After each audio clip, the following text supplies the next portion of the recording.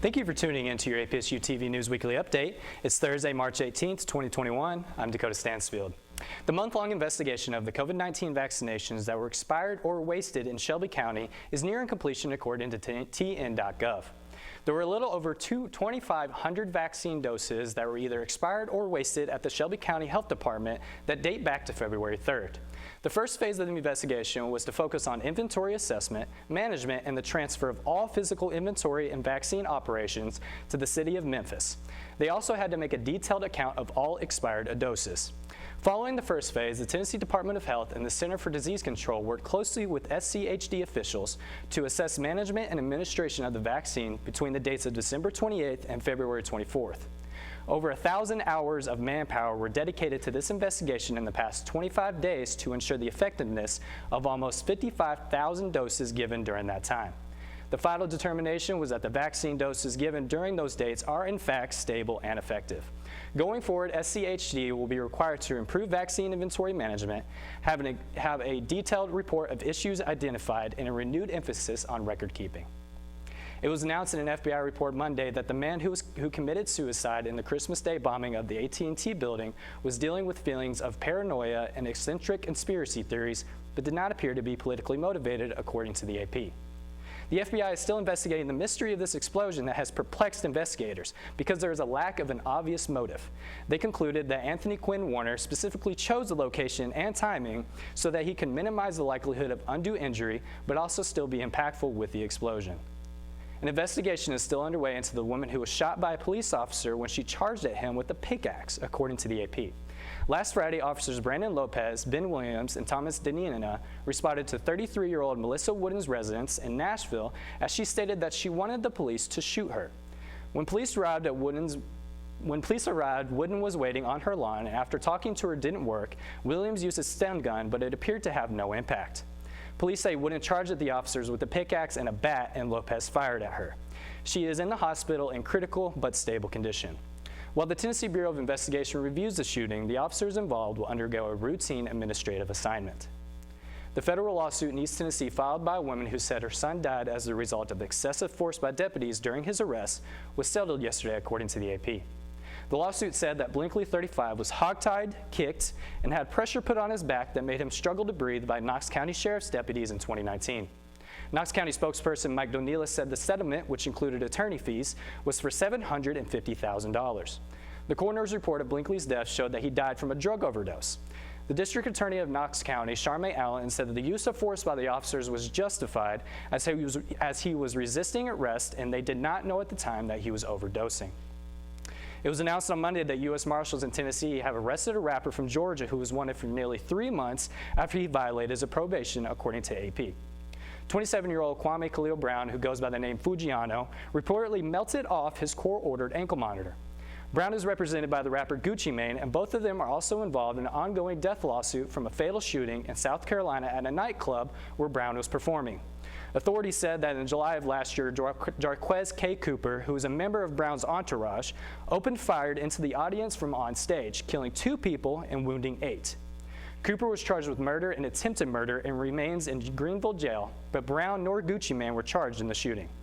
APSU TV News will be right back with your political corner. You're looking at me in the future. Okay.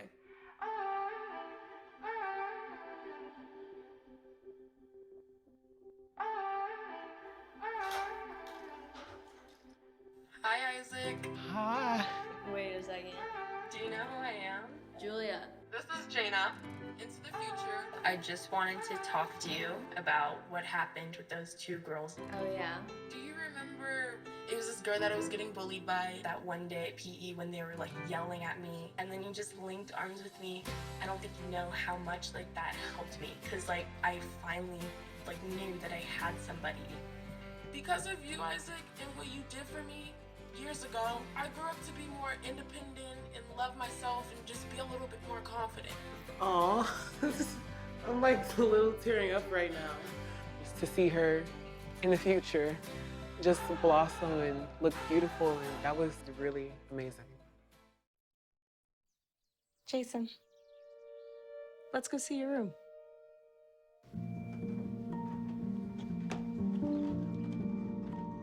What do you think? We kept it a little spare, so you can decorate it how you like.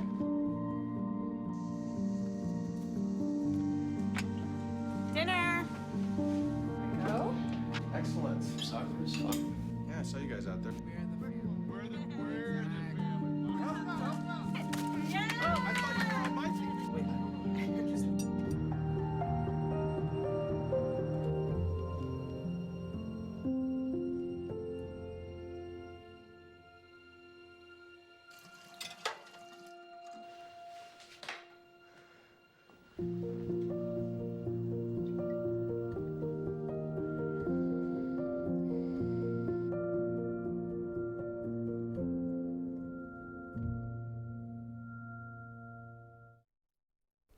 Welcome back to APSU TV News. I'm Tip Campbell with this week's Political Corner. The U.S. is now on track to set a 20-year-old record for the number of migrants crossing its southern border. That's according to Homeland Security Secretary Alejandro Mayorkas. But as the nation faces a flood of new migrants, President Biden has a message for those who may follow in their footsteps. CNN's Phil Mattingly reports. I can say quite clearly, don't come. President Biden with a loud and clear message to migrants making the dangerous trek to the U.S. When we're in the process of getting set up, don't leave your town or city or community. Biden attempting to halt the perception that he has played a role in the surge of unaccompanied minors at the border, as his Homeland Security Secretary echoed that sentiment on Capitol Hill and sharply pushed back on questions about why the administration won't call it a crisis. A crisis is when a nation is willing to rip a 9-year-old child out of the hands of his or her parent and separate that family to deter future migration.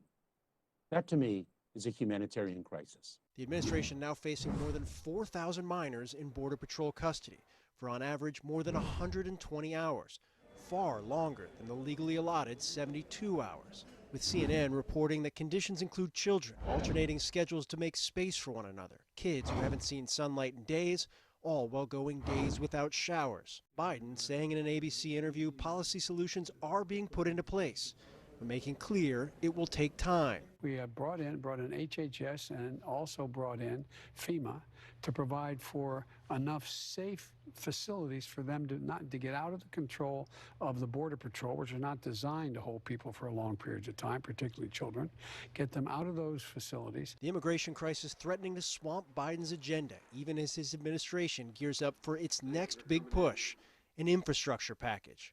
With Biden making clear the most difficult element, how to pay for it, will include tax increases. Anybody making more than $400,000 will see a small to a significant tax increase. If you make less than $400,000, you won't see one single penny in additional federal tax. Even though Republicans have already said tax increases are a non-starter, Biden unmoved. You didn't get a single Republican vote for tax cuts. How are you going to get a Republican vote for a tax increase? Well, I may not get but I'll get the Democratic votes. Check your bank accounts. The 2021 Economic Impact Payment is headed your way. The latest round of stimulus checks include $1,400 per person and dependent in a household for those single and married filing separately who make under $75,000 and couples making less than $150,000 per year. Unlike other stimulus checks, adult dependents in each household qualify for this round of checks. To find out when you'll get your payment, go to www.irs.gov/coronavirus/get-my-payment. Montgomery County's mask mandate is coming to an end. After almost a year of COVID-19 protocols, the county decided to bring the mandate to a close. Effective tomorrow, March 19th, County Mayor Durrett said Montgomery County made the decision to end the mask requirement based on decreasing COVID numbers and increasing vaccination numbers within the Montgomery County population. Masks will still be required in city-county offices and buildings. County Director of Emergency Services Jimmy Edwards is asking residents to continue wearing masks when social distancing isn't possible even after the mask mandate expires. To schedule a COVID-19 vaccination appointment, go to vaccinefinder.org. Traffic downtown is about to get a little more congested. Clarksville Gas and Water closed a section of College Street from North 1st Street to North 2nd Street on Monday as part of a 60-day project to remove an underground utility line segment. The work is in conjunction with TDOT as part of a road improvement project. The section of College Street is expected to reopen in May. Until then, use an alternate route to get to your destination. That's all we have for Political Corner, but stay tuned for your local weather with Emily Waldon. APSU TV News will be right back.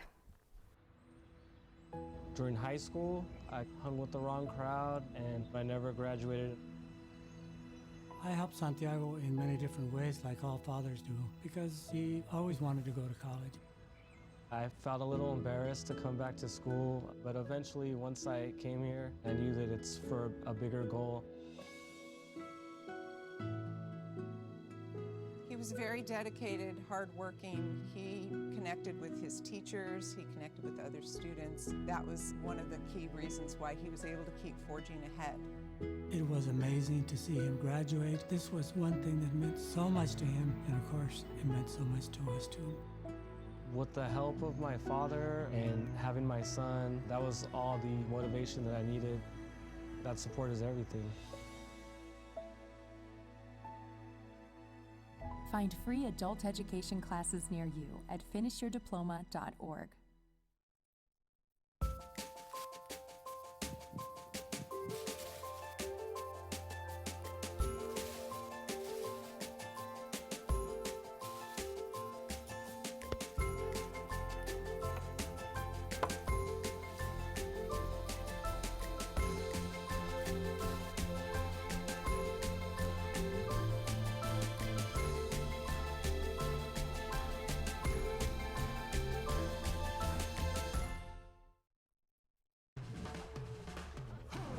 When you adopt a shelter pet, you discover their unique mix of all kinds of traits. Where'd Wiley go? Where's Wiley? Ah, there she is. Paw? Do you remember being an ancient wolf? Do you ever feel the call of the wild? You're a renegade cop, and I'm a con woman with nothing to prove. But together, we could really solve this murder. They're a little bit of a lot of things, but all of them are pure love.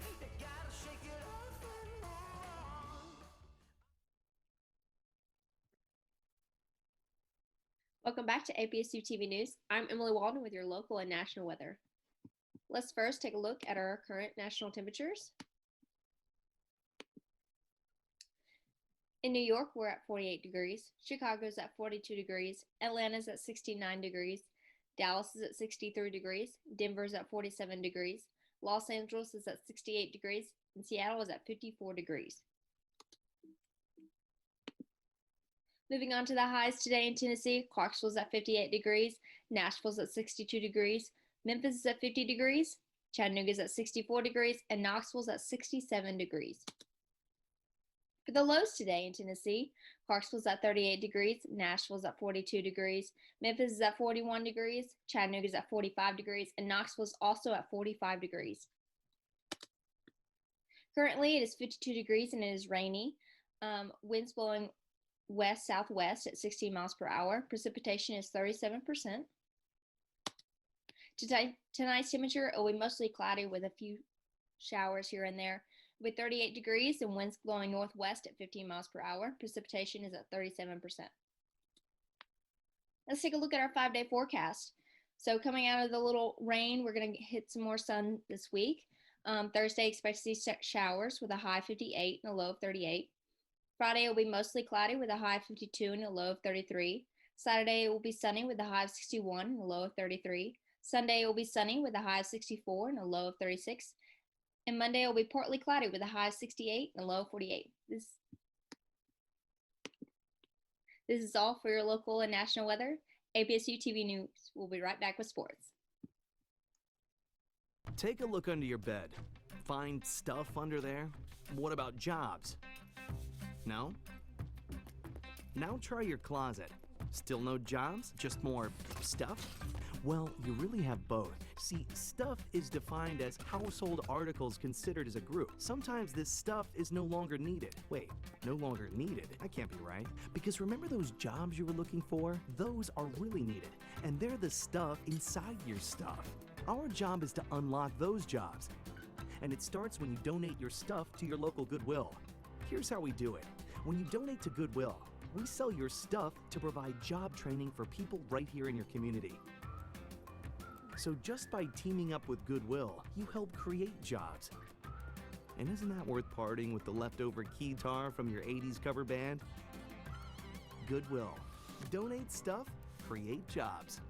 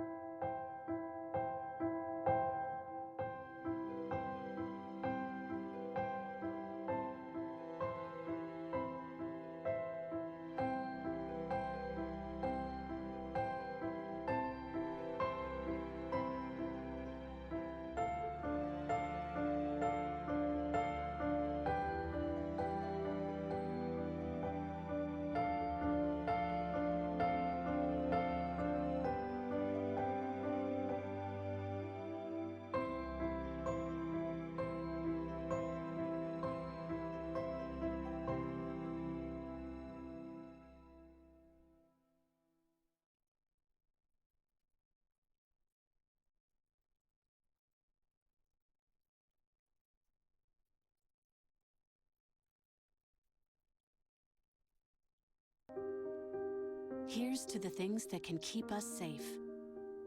Those we use all the time with hardly a thought. Those that are silently standing by to save our lives. And now, those that we carry with us everywhere we go. Many mobile devices will now bring you wireless emergency alerts, real-time information directly from local sources you know and trust. With the unique sound and vibration, you'll be in the know wherever you are. Good afternoon, girls. We've been having such perfect spring weather lately, and you know what that means? Spring football. It feels so good to say that. Since losing their first game against Tennessee Tech, the Governors have been on a 2-game win streak. This past Sunday, our Govs took on the Southeast Missouri Redhawks. Brian Sneed continued his dirty work on the ground this season. He started the game off breaking and shaking tackles, which resulted in a 41-yard touchdown run.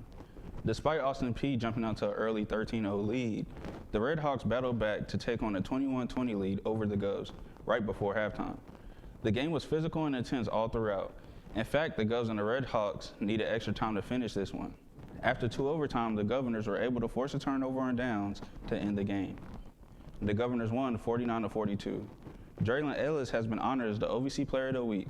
He was responsible for over 6 touchdowns and 262 yards. The Govs are currently 3rd in the OVC and take on UT Martin right here in our own backyard at 3 p.m. this Sunday.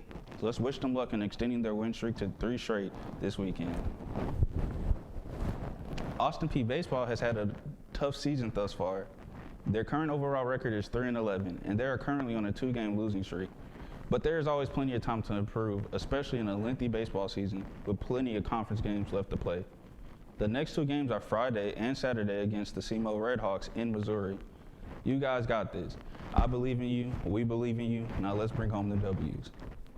Our Ladies Gov softball team has been performing great this spring season. They are 9-4 with an overall percentage of 70%. They are also 4-2 in conference play and undefeated at home this season. The Lady Govs are on a 3-game win streak and have outscored their opponents 15-6 in the last 3 games. Coming up, they take on the Eastern Illinois Panthers in Charleston, Illinois. This will be a 3-game series, with one being played on Friday, the 19th, and a doubleheader on Saturday, the 20th.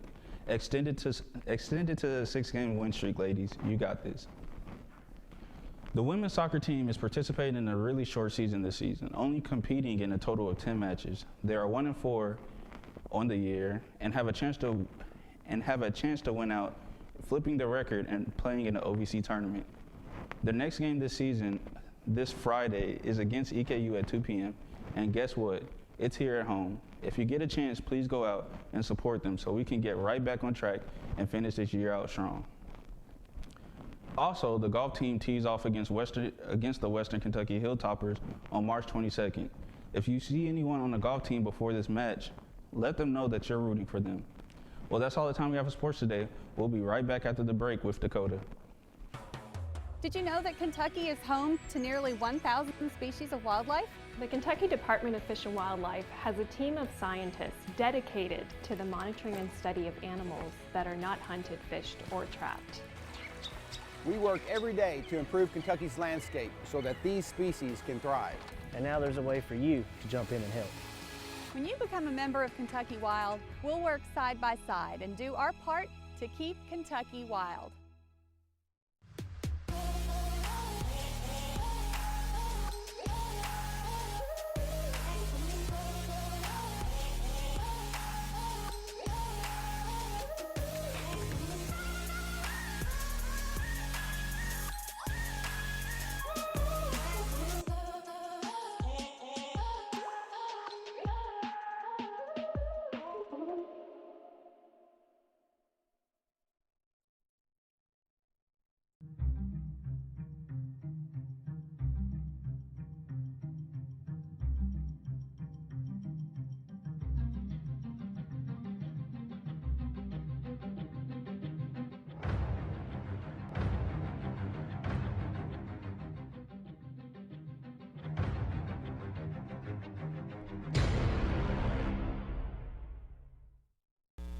Welcome back to APSU TV News. The U.S. is making some progress in the fight against the COVID-19 pandemic. More Americans are getting vaccinated and new cases are dropping. But health officials are worried upcoming holidays could result in another surge of the virus. CNN's Emma Walker reports. Over the weekend, spring breakers packing beaches and crowding restaurants and bars in South Florida. We've got too many people coming. We've got too many people coming who are just acting out, and we have COVID at the same time, so it's almost a triple threat. More than 5.2 million people have traveled since Thursday, the most air traffic since the start of the pandemic. That threat looms large for experts as they worry about the risk of a potential fourth wave of the virus. We're just starting to turn the corner. The data are moving in the right direction, but where this goes is dependent on whether we all do what must be done to protect ourselves and others. With mask mandates being lifted in some states, tensions are running high. To take it to this far, to actual, wish harm on somebody or even death, over an opinion, that's taking it way too far. A San Antonio restaurant owner targeted by vandals, anti-Asian graffiti sprayed on his business after he spoke out on CNN about Texas Governor Greg Abbott's decision to lift the state's mask mandate. Meantime, new CDC data shows vaccination efforts have sped up, with 1 in 5 Americans now having received at least one shot of the COVID-19 vaccine. The pace of vaccinations picking up, with more than 5.93 million doses administered this weekend alone, an increase of 11% from last weekend.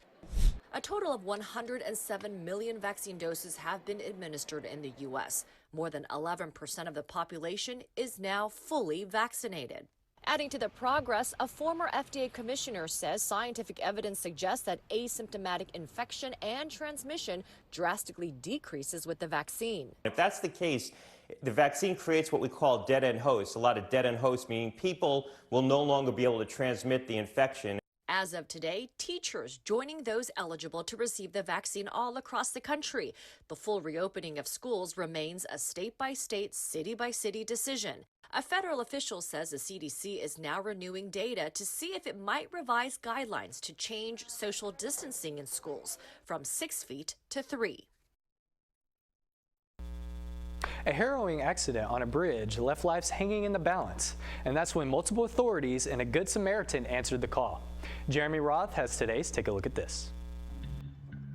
A tense rescue operation that unfolded on an Idaho bridge looked like something straight out of an action movie.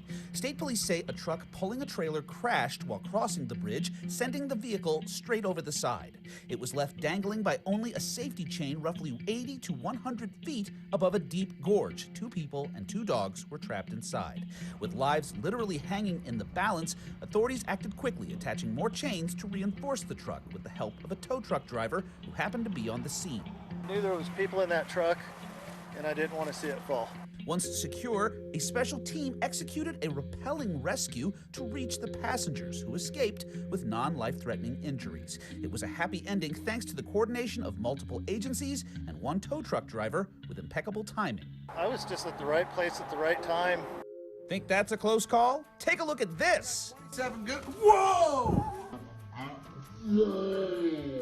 California reptile zoo owner Jay Brewer went viral for this close shave with a large, non-venomous reticulated python. Brewer said the snake was protecting its eggs and waited for him to look away to strike. I don't know how close it was, but I will say I felt a breeze Brewer has owned the reptile zoo in Fountain Valley for over a decade. With over 30 years of snake handling experience, he has a lengthy history with close calls. Most people that get bit from venomous snakes are trying to kill them. So, leave them alone! For Take a Look at This, I'm Jeremy Roth. Well, that's all the time we have for today. Be sure to join us in the interaction by liking us on Facebook at APSU TV Clarksville and Instagram at APSU TV, APSU_TV. Thanks for watching another edition of your Govs News Update, and as always, let's go Peay.